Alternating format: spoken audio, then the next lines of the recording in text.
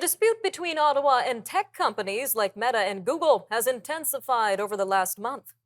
The Online News Act is a bill that requires tech platforms like Facebook, Instagram, and Google to pay publishers when news links appear on their websites. Now, in response to the act, Facebook began to ban the sharing of Canadian news links. Supporters of the bill say that companies like Meta and Google have been stealing journalistic content and that it is time for them to pay their fair share to support Canadian journalism. Now, those who oppose the bill state that the bill has the relationship between publishers and big tech companies backwards, with social media platforms providing publishers with free opportunities to drive traffic to their website. But lost in this debate, however, is what independent and, more importantly, young journalists have to say about the bill. Well, joining us now is Wyatt Sharpe, host of the incredibly popular Wyatt Sharpe Show. Wyatt, thanks again for joining us today. Thanks for having me. So how does this bill impact you and your show, and what does it mean if you can't reach your audience through Facebook, Instagram, or even through a Google search?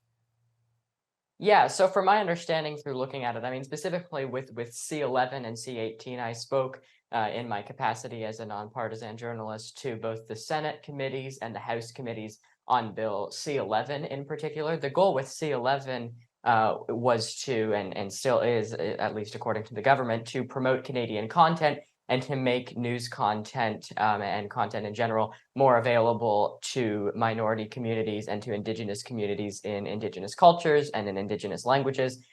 So, I mean, that is fairly, I think, positive, and a lot of people definitely agree with that. I guess where it becomes a little more tricky is with Bill C18 here, because of the fact that, again, a lot of people do get their news from social media, and I still think people aren't going to stop getting their news from social media. But now that some of the major networks on social media aren't able to post their content to Meta and to Google in some cases as well, people are going to turn to, more independent places to get their news, which I'm an independent journalist and my show is independent. So that's definitely a good thing for me personally. Online has its benefits. You're able to monetize your content and what have you. But I do fear, some of the other people that are, independent journalists and in the same industry as me personally on the independent side are very opinionated, very partisan, and kind of tell their guests what they want to hear. So I do think that ensuring that we keep access to these reliable news sources, the major networks, like the Toronto Star, the National Post,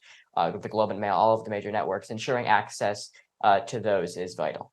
So would you say this Bill C18 would not have quite the significant impact on you in particular as an independent journalist? Yeah, I mean, I definitely think that it's more so. You hear a lot from some of the people right now that are, in connection and negotiating what's happening here about wanting to protect the content and ensure that the content is not being stolen. What I gather from that is that they mean a company, say like the National Post or the Toronto Star, when they post an article on their website, Google can pick up that article through their SEO mechanisms and have it on their platform on Google. But they don't have to ask permission from the company in order to put that on Google. So that's kind of where things like that are coming in. I personally opt into using a platform like YouTube and the other social media platforms I use because, as I mentioned before, there's a lot of benefits. You can monetize your content. So definitely, though, for some of the other companies that are out there, like some of the major news networks and print networks and companies as well, it will be a little bit more challenging with Bill C18, but it could also have some positive implications as well. So do you agree with the stance that we're hearing from some Canadian publishers that Meta and social media companies are stealing their journalistic content? Where do you stand when it comes to this?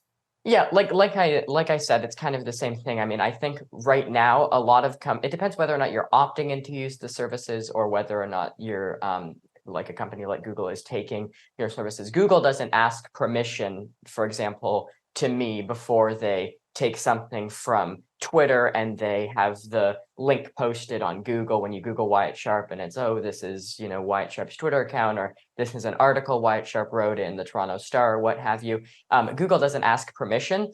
So, that is certainly something that is driving people to the websites of these publishers and of these news organizations. So certainly ensuring that news networks are getting the fair compensation that they deserve for putting in such a high amount of effort into their content and into their news is important, but also recognizing that perhaps it may be time for social media companies and the government to come to an agreement, whether that's forcing social media companies to pay the publishers like was initially suggested, or whether that's the government taking a step back and perhaps changing their mind as it relates to the bill. All right, Wyatt, thanks again for your insight today.